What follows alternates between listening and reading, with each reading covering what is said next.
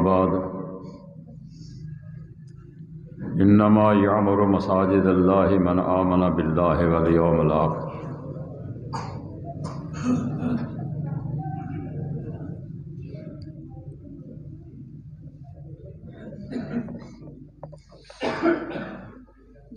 ذی وقار علماء کرام، میرے بزرگوں، بھائیوں اور نوجوان بچوں، ہماری خوش قسمتی ہے کہ آج ہم کسی دنیاوی غرض کے لیے یہاں حاضر نہیں ہوئے، بلکہ ہم سب کا مقصد ایک ہی، اور وہ اللہ رب العالمین کی رضا۔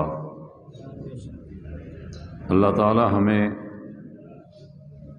ہماری نیت کے مطابق دنیا اور آخرت میں بہتر اجر نصیب فرمائے۔ تفصیلی خطاب انشاءاللہ حضرت حافظ صاحب کا ہوگا۔ میں صرف دو باتیں آپ سے عرض کرنا چاہوں گا، اور وہ یہ کہ مسجدیں یہ اللہ تعالیٰ کے گھر ہیں، اور زمین کا وہ ٹکڑا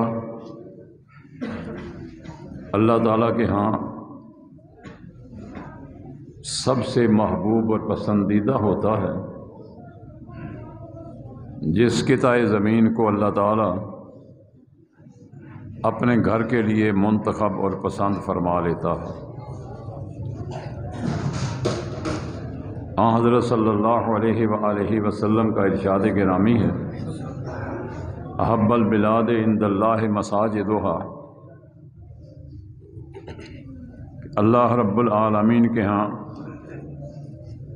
محبوب ترین زمین کا وہ حصہ ہوتا ہے جہاں مسجد بنائی جائے، جہاں مسجد موجود ہو۔ اس لحاظ سے ہم اس وقت زمین کے ان محبوب ترین ٹکڑوں میں سے ایک ٹکڑے پہ بیٹھے ہیں، جو ٹکڑے اللہ رب العالمین کو پوری روئے زمین میں سب سے زیادہ پسند ہے۔ اللہ تعالیٰ نے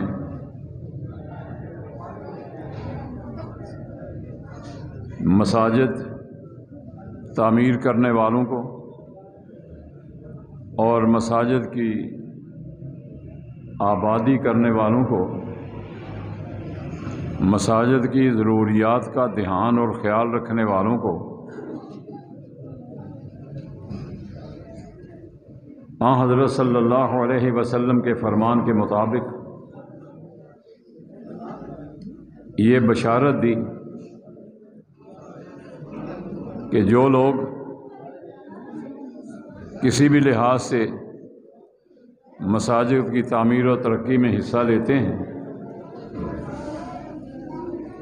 اے اسلامی معاشرے کے افراد، تمہیں ان لوگوں کے ایمان کی شہادت اور گواہی دینی چاہیے۔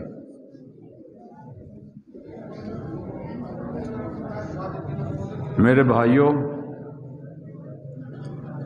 آپ اندازہ فرمائیے کہ حضرت صلی اللہ علیہ وآلہ وسلم نے وہ بڑھیا جو مسجد میں جھاڑو وغیرہ دیا کرتی تھی، جب اس بڑھیا کا انتقال ہو گیا، صحابہ کرام نے نبی کریم صلی اللہ علیہ وآلہ وسلم کے آرام کے پیش نظر آپ کو اطلاع دیے بغیر اس بیوی کو دفن کر دیا۔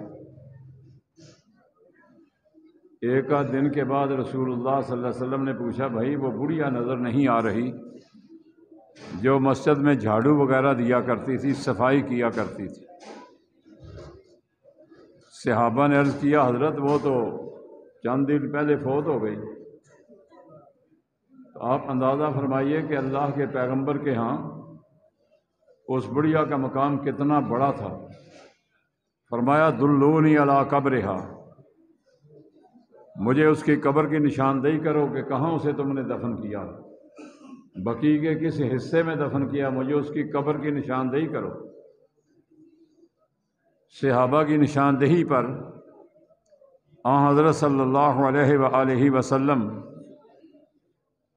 خود اس کی قبر پہ تشریف لے گئے اور اس کی قبر پہ کھڑے ہو کر آپ نے اس کی نماز جنازہ اور دعائے مغفرت فرمائی۔ اور یہ اعزاز کس کو ملا؟ جس نے مسجد تعمیر نہیں کی تھی، اس کا تو مقام ہی بہت بڑا۔ یہ اعزاز اسے ملا جو مسجد میں صفائی ستھرائی کا اہتمام کیا کرتی تھی، مسجد کی ضروریات کا خیال رکھا کرتی تھی۔ تو محترم مقامی دوستوں، آپ کے لیے یہ سعادت کا موقع ہے۔ اللہ تعالیٰ نے آپ کو جنت حاصل کرنے کا، اللہ تعالیٰ کی رضا اور رحمت حاصل کرنے کا یہ ایک موقع اور چانس عطا فرمایا ہے۔ آپ ساتھیوں کو اس موقع اور اس چانس سے بھرپور فائدہ اٹھانا چاہیے۔ اور آخری گزارش جو کرنا چاہوں گا وہ یہ کہ کل قیامت کا دن میدان محشر کی سختیاں ہم علماء کرام سے سنتے رہتے ہیں۔ اسی حوالے سے اللہ کے پیارے پیغمبر علیہ السلام نے کچھ ایسے سعادت مند لوگوں کا ذکر فرمایا جنہیں کل قیامت کے دن عرش الہی کا سایہ نصیب ہوگا، اور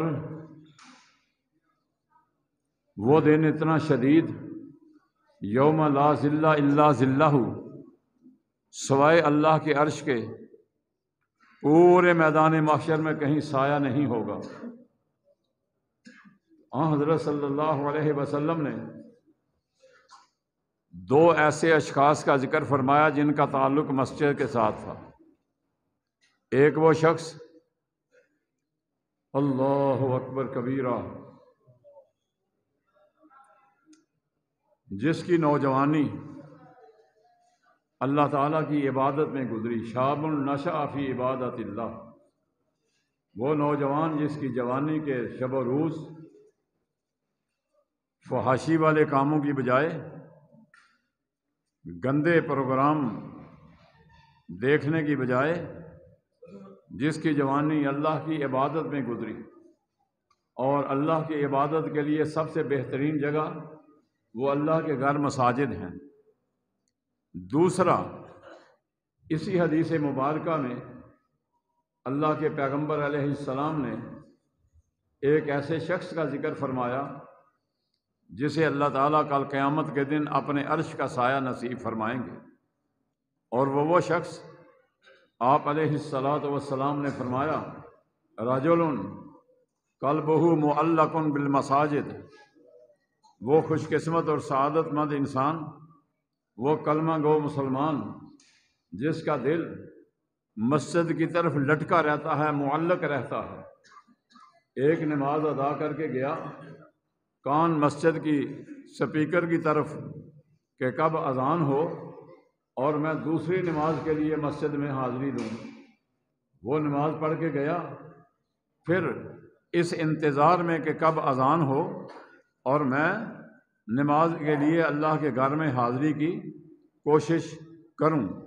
میرے بھائیوں، مساجد کو آباد کرنا یہ اہل ایمان کا علامت اور نشانی بیان کی گئی ہے، اور اس سے بڑھ کر سعادت کیا ہو سکتی ہے کہ اللہ تعالیٰ نے اپنے سب سے پہلے گھر بیت اللہ کی بنیادوں کے لیے اور بیت اللہ کی تعمیر کے لیے انبیاء کرام علیہم الصلاۃ والسلام میں سے اپنے دو جلیل القدر پیغمبروں کو منتخب فرمایا اور پسند فرمایا۔ گویا مساجد کی تعمیر، مساجد کی ترقی، مساجد کی آبادی کرنا یہ جہاں انبیاء کی سنت ہے وہاں رب العالمین کے ہاں یہ بڑا پسندیدہ عمل ہے۔ اس موضوع پہ بہت کچھ کہا جا سکتا، مگر وقت کی قلت کے پیش نظر اور سیل کی طرف سے حکم کے پیش نظر اسی بات پہ اکتفا کرتے ہوئے رب العالمین سے دعا کرتا ہوں کہ اللہ تعالی ہمیں مساجد کو آباد کرنے، ان کی ضروریات کا خیال رکھنے کی توفیق نصیب فرمائے، اور اللہ تعالی ہم سب کو اپنے گھروں کی تعمیر و ترقی کے ساتھ ساتھ اس کی آبادی کرنے کی توفیق نصیب فرمائے۔ وآخر دعوانا ان الحمد للہ رب العالمین۔